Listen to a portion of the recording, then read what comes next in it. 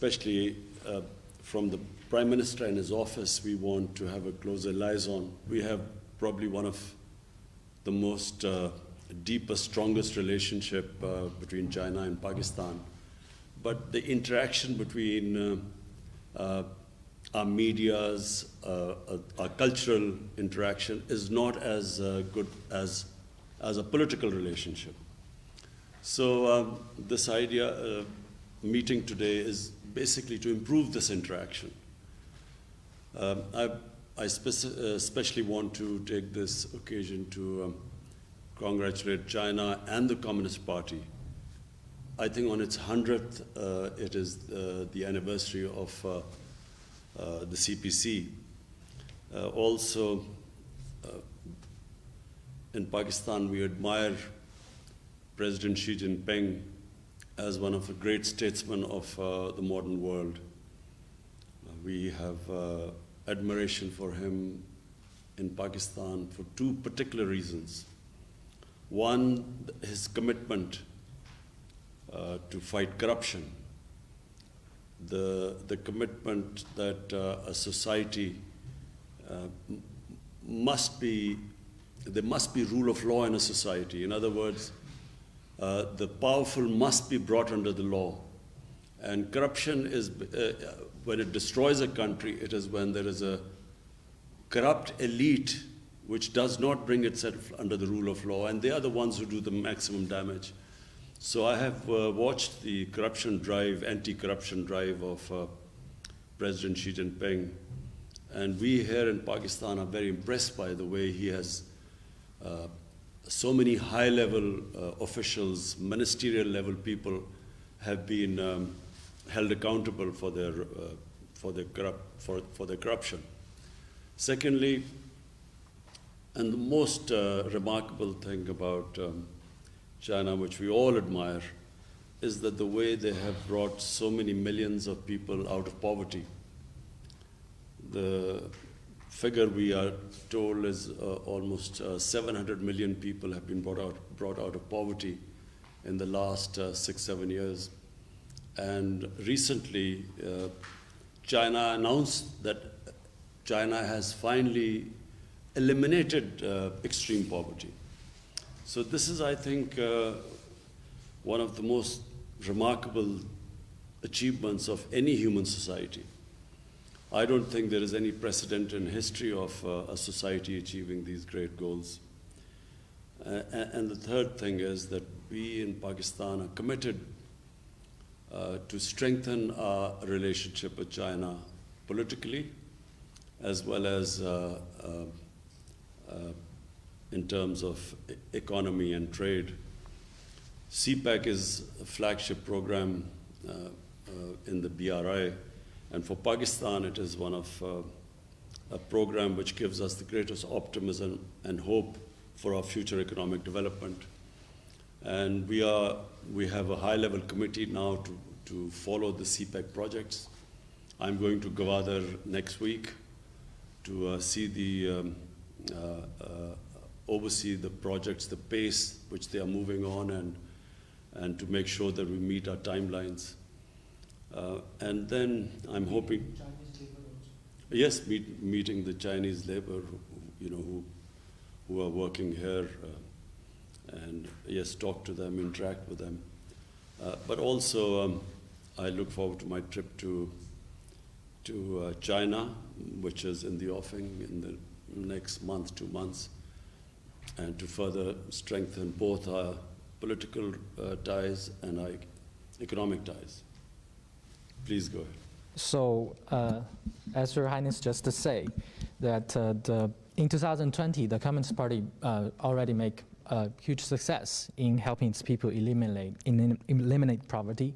Also, it helps the country to navigate its people throughout the pandemic while achieve the positive GDP growth. So the CPC is continually using its people-centered policy, so towards its people and towards governing this country. So how do you comment on this people-centered policy, and how do you think is CPC's role in the development of China? You see, the CPC is a unique model Until now, we were told that the best way of societies improving themselves is the Western system of democracy.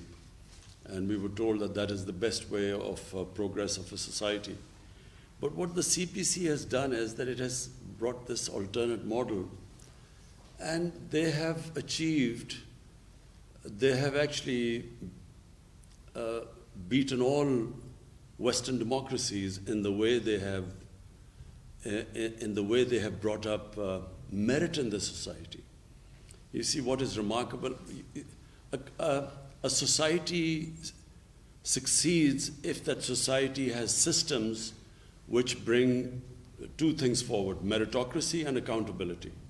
Accountability of the ruling elite, which means a transparent system, which is very important for progress, and secondly, which brings up merit in a society.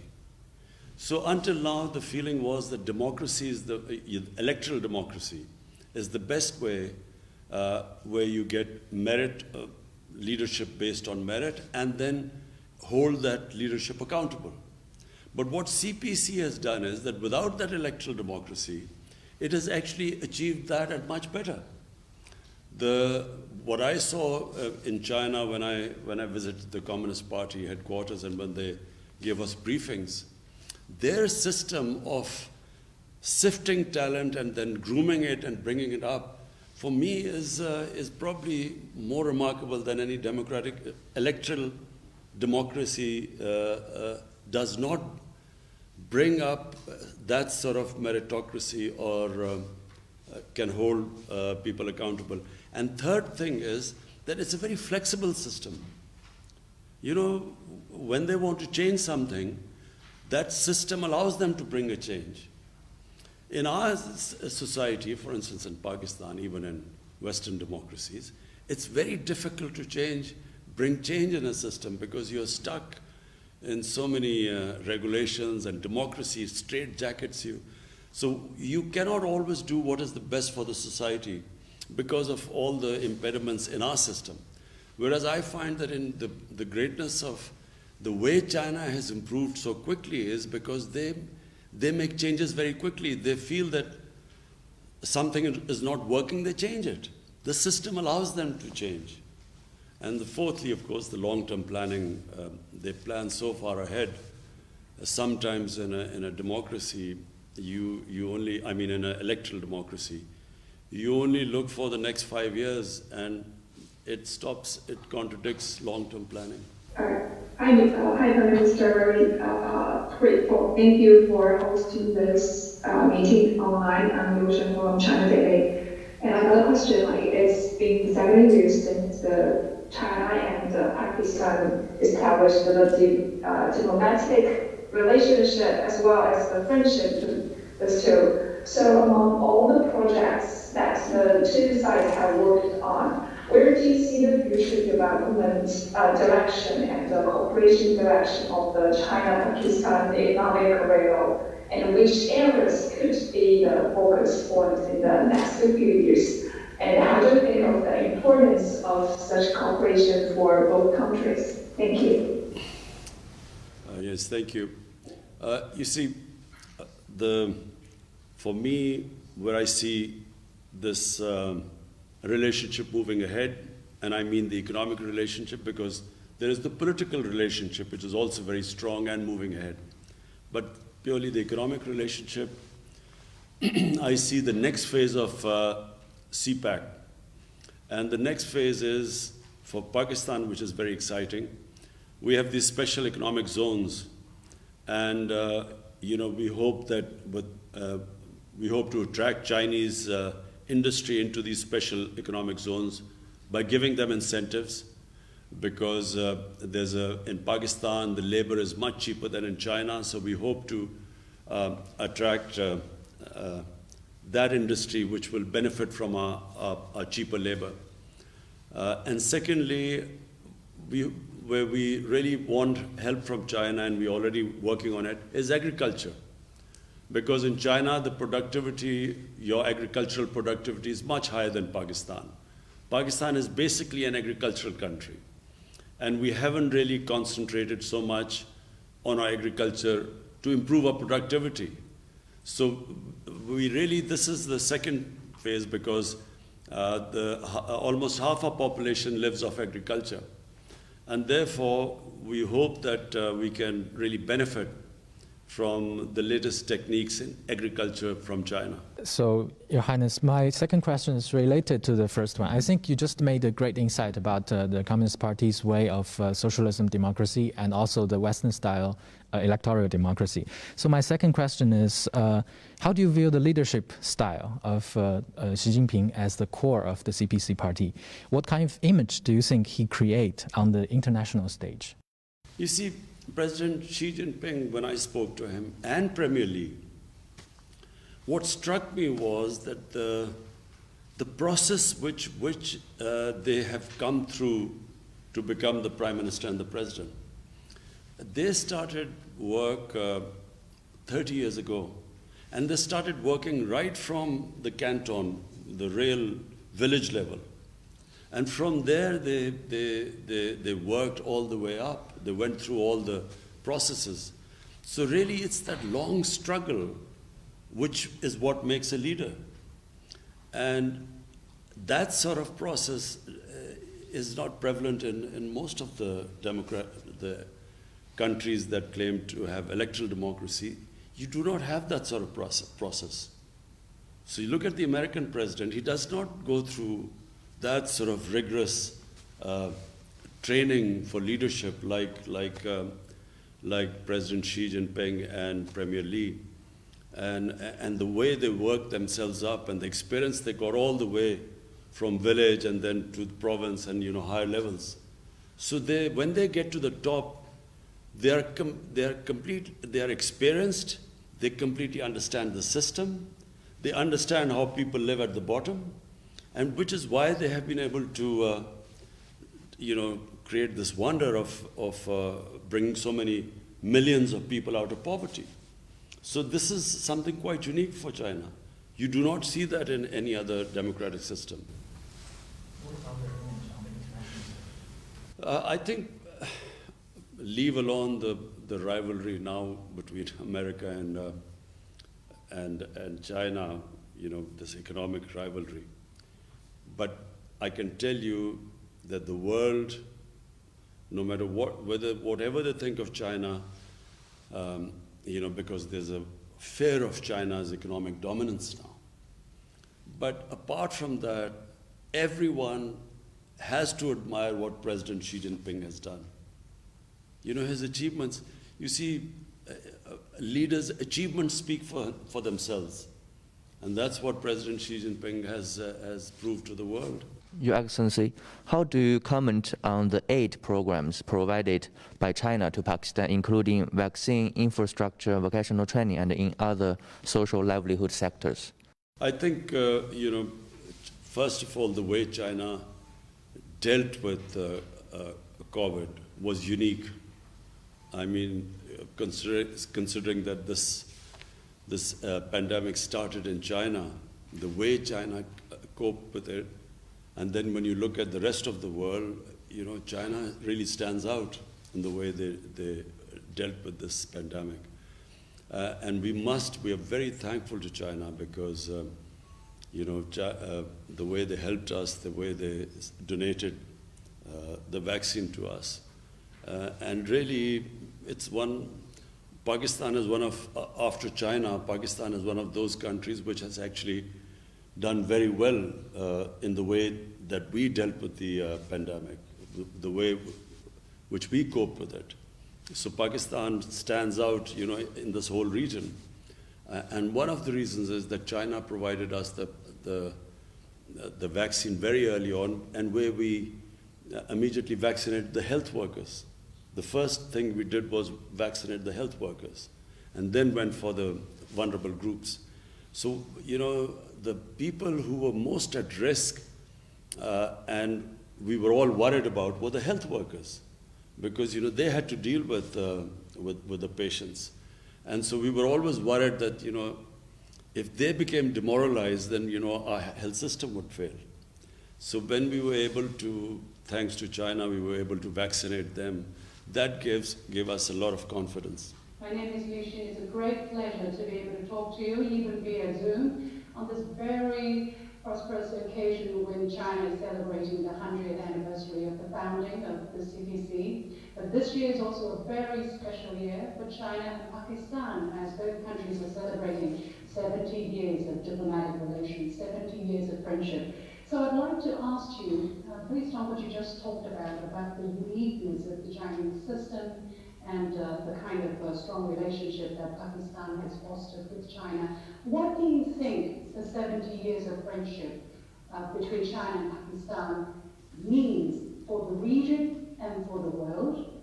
And where do you see relations going further? How to deepen these already very strong ties? Thank you very much. Thank you. Well, firstly, let me just talk about Pakistan and China first, and then the region. For Pakistan, there was always a very special relationship with China, although our relationship started 70 years ago. But, you know, China, whenever Pakistan was in trouble, whenever I'm in trouble politically, internationally, when we had conflicts with our neighbor, China always stood with us. So the people of China have a special place in the hearts of people of Pakistan. Because everyone here remembers, you know, you only remember a friend who stands with you in your difficult times. In good times, everyone stands with you. But in your difficult, tough times, bad times, you remember those people who stood by you. That's why you will find that in Pakistan, people always have a special fondness for people of China. So this relationship has only got stronger. Even now, politically, you know, on the international forums, Pakistan and China always stand together. And now, when you talk about the region, there's this strange great power rivalry taking place. You know, you see the United States and the United States being wary of China, and you know, I don't need to say all this is now public knowledge. You know, the way China and the United States are sort of looking at each other. So it creates problem, because what United States is doing is it's formed this regional alliance called the Quad, which is US, India, and then, you know, a couple of other countries. So from that point of view, Pakistan thinks that it is very unfair for the US or other powers, Western powers, for countries like us to take sides. Why do we have to take sides? We should have good relationship with everyone. And, you know, it's not going to happen that if there's pressure put on Pakistan to change its relationship or downgrade its relationship with China, it won't happen. Because the relationship between Pakistan and China is very deep. And it's not just the governments, it's a people-to-people relationship. So to sum up, whatever will happen, our relationship between the two countries, no matter what pressure is put on us, is not going to change. How do you deepen these already very strong ties, Your Excellency? Number one is trade. You know, the CPEC is it's right in front of you, it's something. It's the biggest thing happening in Pakistan. For us, this is where we think our economic future is moving towards. So this is a big economic feature in Pakistan. And then there's the political relationship. And political relationship has got stronger. And it's got stronger because whatever happens in every international forum, Pakistan and China stand together. Mr. Prime Minister, my second question is about Olympic Games. Beijing will host the 2022 Olympic and Paralympic Winter Games next year. So, Your Excellency, how do you comment on China's efforts to host the Games, and what are your expectations for the Games? Well, I watched on television, of course, the Olympics in China. And you always find that a country that is on the ascendancy, its sports also follows in the same direction. It also, in sporting, I mean, China, if you look back, China's performance 30 years ago, and now you compare now in Olympics, China is now the emerging power in sports as well. So the two go together, because all the skills, the institutionalization that goes into a nation building and a nation moving forward are exactly the same in which a nation's sports move forward. Because you compete internationally in sports, the better you become, the better your institutions become, which can sift talent and bring merit on the top. So a small country like New Zealand just now, I know you don't play cricket in China, but a country of 5 million people has just won the Cricket World Championship from India, which has 1.3 billion people. And 5 million people, a country of 5 million people has actually won a championship against them, because they have a very good system of sifting, bringing up talent and polishing it. So countries clearly which institutionalize better, they move upwards, because the system of polishing the talent in the country is better than the others. What about China's efforts to prepare for this game, especially in this difficult time of COVID-19? Well, we are just watching in Japan also, they're having problems of hosting Olympics. And there's a lot of problem because of COVID. The answer is, I don't know really, because we do not know the trajectory of the COVID situation. You think that you've now got under control, and then you have some Delta variant coming in, and then again people get worried. So world is coming to terms with this disease, this pandemic. So we're not in a position right now to make very firm calculations and decisions about the future right now. So the answer is, I don't know. Good wishes are due to China. Yes, we wish them all the best. Your excellency मैं ये पूछना चाहूँगा कि चीन की जानिब से Sinkiang में जो मुख्तलिफ़ इक़दामात उठाए जा रहे हैं, उससे अमरीका और चंद दीगर मगरबी ममालिक की जानिब से नस्ल कुशी करार दिया जा रहा है। और अभी G7 का जो समिट हुआ था, उसका एलामिया जारी किया गया 13 जून को। उसमें हांगकांग, सिंकियांग और चंद दीगर जो चीन के इक़दामात हैं, उस पर बेबुनियाद तनकीद की गई है। तो आपकी इस बारे में क्या राय है? You see, first of all, our interaction with the Chinese officials, that version of what is happening in Xinjiang is completely different to the version of what we hear from the Western media and the Western governments. So, because we have a very strong relationship with China, and because we have a relationship based on trust, so we actually accept the Chinese version. You know, what they say about their programs in Xinjiang, so we accept it. The second point is that we find it a little bit hypocritical when there are much worse human rights issues in the world which get no attention. For instance, in Kashmir. Kashmir is a huge human rights problem. There are about 9 million, 8 million Kashmiris which are basically have been put into an open prison until recently. It's a police state where there are extrajudicial killings, there's imprisonment, there's arbitrary arrests and a ban on media, and yet there is hardly any adverse comment in the Western media. 100,000 Kashmiris have died in the last 30 years for a freedom struggle. It's a disputed territory. Yet you do hardly get any coverage in the Western media, and we hear about Xinjiang and Hong Kong, which is a bit hypocritical. दूसरा सवाल मैं पूछना चाहूँगा vaccination के हवाले से। खुशाइन बात यह है कि पाकिस्तान में हुकूमत की जानिब से वैक्सीनेशन का आगाज़ किया गया और लोग जौक दर जौक इसमें हिस्सा ले रहे हैं और ख़ास तौर पर चीनी वैक्सीन्स साइनोफार्म, साइनोवैक और कैंसाइनो लगाई जा रही है। इस दौरान वबाई सूरत-हाल के दौरान जो चीन और पाकिस्तान का ताउन रहा और अब भी जारी है, उस हवाले से आपकी राय जानना चाहेंगे। China helped us in the beginning, and because of that, we were able to vaccinate our health workers and the vulnerable sections, the senior sections of the society.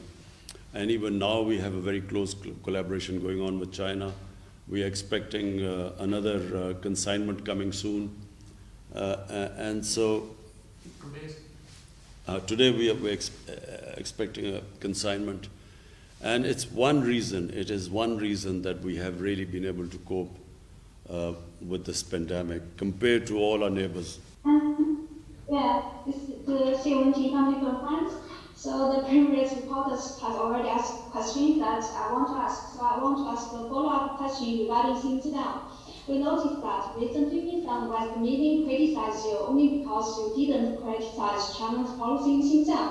So some media even said that this should help China by silence over Uyghurs. So what's your response to these voices? So I just answered this question, which I think it's, we have, with our interactions with the Chinese government, the Chinese version is completely different to the version which we hear from the Western media and the Western government. So because of our close proximity and relationship to China, we actually accept the Chinese version. And I again repeat, we find it very hypocritical that while the Uyghurs' situation is highlighted so much, and Hong Kong, on the other hand, Kashmir, which is a disputed territory between Pakistan and India, and the United Nations Security Council resolutions, which gave the Kashmiris the right to choose their own destiny through a plebiscite, yet there's hardly any mention of Kashmir, where 100,000 of Kashmiris have died. So this is what we find in Pakistan very hypocritical.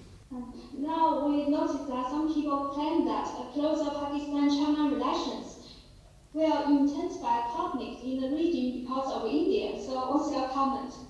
Pakistan and China were always close, but I think this idea that India is supposed to counterbalance China for the Western world, I think this is going to be very detrimental for China. For India, not for China. China is too strong. The benefits India will get from trade with China are far greater than India trying to act as a sort of counterbalance. The country that will lose out is going to be India. The relationship, as I said, between China and Pakistan actually has nothing to do with India. We have 70 years of diplomatic relationship, and through all crises in Pakistan's history, China has stood with us. So it really has nothing to do with India. Our relationship is a bilateral relationship, is extremely strong. His Excellency, my question is, now Pakistan and China have set an example for the world about solidarity and cooperation in facing the global challenges. And how do you think the importance of building a closer China-Pakistan community of shared destiny and shared the future for mankind? I think what I experienced when I went to, on the invitation of President Xi Jinping, what I noticed was the amount of work China is now doing in terms of improving the environment, fighting global warming. The awareness in China, in fact, President Xi Jinping hosted a program now I forget what city is, a special city which is just built. It's an environmentally green city, specifically built, which we were invited to. I don't remember the name of the city, but we went there, and everything there is environmentally friendly. So China is making great strides towards that. And I think the future of mankind, the biggest threat mankind faces is through this climate change, global warming. And China really, when President Xi Jinping hosted this conference, he invited leaders from all over the world, and it was just, the theme was how to save mankind from this catastrophe which is called climate change and global warming. Yes. Thank you so much, Excellency, for giving us this opportunity, and it's really great honor for us. My question is that the first phase of China-Pakistan Economic Corridor CPEC yields fruitful results in different areas, including energy and infrastructure. First, how do you comment on this? And second, how will China and Pakistan cooperate to ensure the success of second phase of CPEC? Especially, how do you see Sino-Pak economic growth? Thank you, Excellency.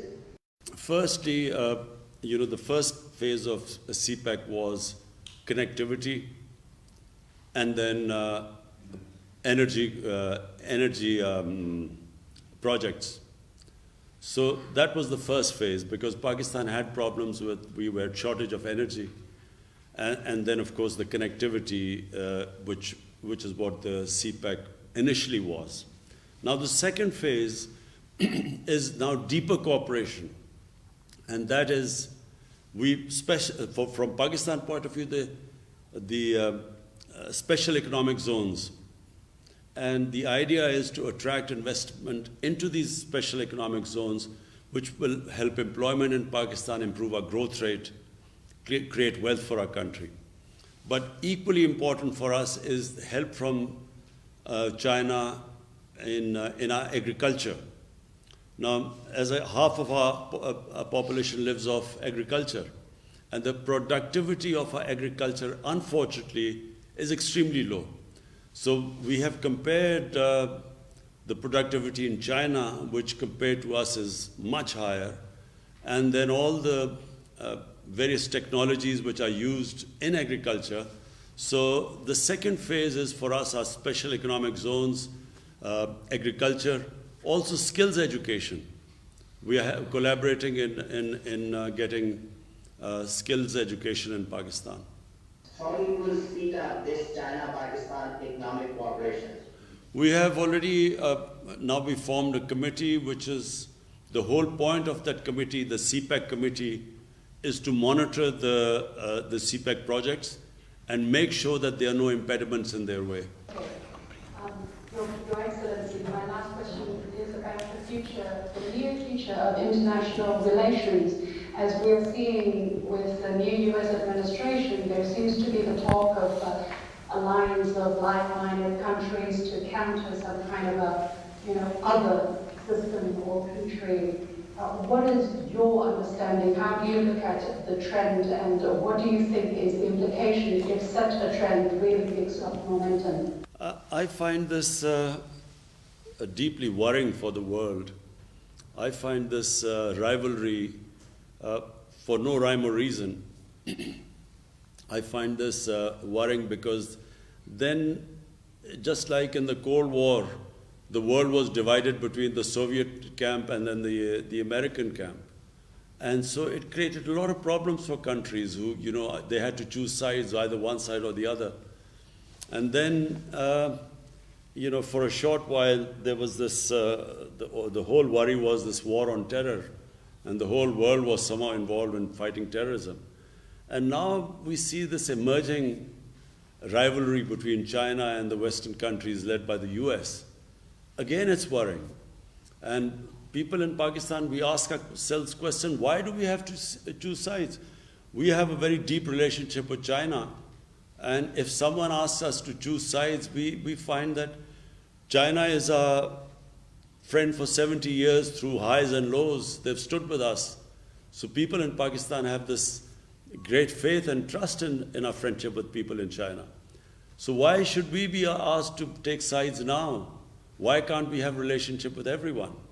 And this is the feeling right now, because I think this what past tells us, this world divided into camps, we find that this is detrimental to the world. How do you see things unfolding in Afghanistan? Well, that's the most difficult question you asked me. Unfortunately, right now we do not have the answer because no one has the answer. You see, let me just say,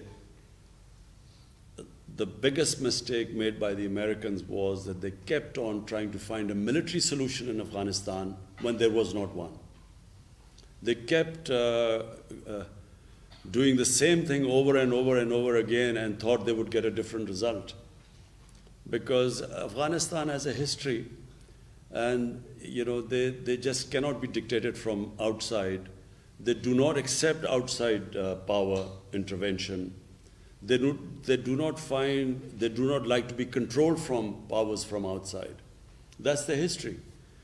And so even when countries have conquered Afghanistan, like the British did in the 19th century, and then the Soviets invaded Afghanistan in the 20th century.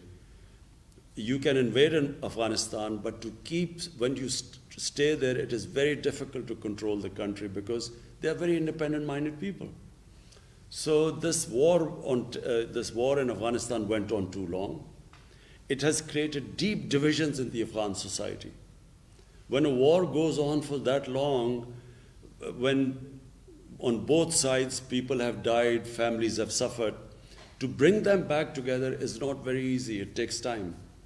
And now what you're seeing in Afghanistan is that the moment the Americans decided there was no military solution, they gave a date of exit. And the moment they gave a date of exit, the Taliban, who were opposing the Americans, considered that as a victory. Now, when they think they won the war, it's very difficult to make them, from Pakistan point of view, to make them then come to some sort of a political settlement becomes very difficult. One, because the war went on too long, there are deep divisions. Secondly, once they feel they won the war, it's very difficult to make them now get back together. And so the worrying thing for Pakistan is that if Afghanistan has a civil war there, just like it had civil war after the Soviets left in 1989, then the consequences will be, after Afghanistan, the country that will suffer the most is going to be Pakistan. Because, we have a long border with Afghanistan. Taliban is basically a Pashtun movement, and there are more Pashtuns in Pakistan than Afghanistan. Half the Afghanistan population is Pashtun. So the worry here is that we will be deeply affected by if there is a civil war. So therefore, we want there to be a political settlement at all costs. So before concluding this session, I would like to inform the media that Prime Minister has written a special congratulatory letter to President Xi on CPC's 100 years anniversary. Also, Prime Minister has written an op-ed that will appear in Chinese media. I believe this opinion piece. And also, keeping in view the close relationship and the kind of the way CPAC is going, we will interact with Chinese media more regularly, and we will keep inviting friends from Beijing, Shanghai, and also from here. And thank you very much for being part of this session. Thank you.